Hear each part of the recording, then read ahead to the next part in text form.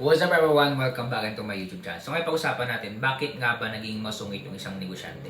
Alright, bago tayo magsimula sa ating vlog, kung bago sa aking YouTube channel, please subscribe and notification bell para din po sa ating mga bagong vlog na upload in the future. Yan, so sponsored by Kape. Alright, start na tayo.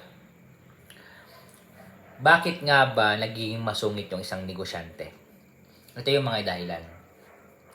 Dahil sa trauma nila na bumagsak yung negosyo nila, nalawag sila, tinake advantage sila ng mga empleyado nila.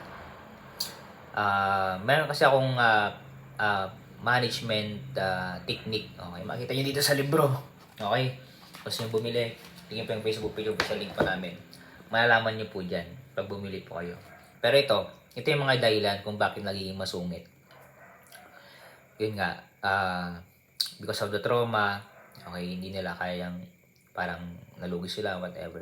Pero alam niyo po ba, hindi naman talaga totally masungit yung mga negosyante. Ang reality niyan, mabubuti sila. Okay? Tapos, kumbaga pinaprotektahan lang nila yung sarili tsaka empleyado. Kung empleyado ka, nainis ka sa boss mo, kaya sa leader mo, o kaya sa kasama mo, hindi sila masungit. Nagiging maingat lang sila. Nagiging mabuti lang sila. Kasi, tinitake advantage kasi sila ng mga tao. Makita mo yung isang tao kapag yung, kumbaga kahit na masungit siya sa'yo is nagiging mabuti ka pa rin. Magiging mabuti yan sa'yo. At the same time, makita mo talaga yung ugali niya. At kung na-experience mo na yan, na nakaka-relate ka. Pero yung mga baguhan, hindi nyo kami maintindihan. Pero maintindihan mo rin yan. Okay?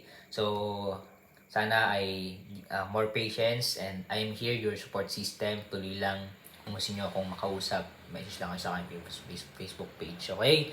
Tuloy lang tayo ha. Walang susuko. God bless.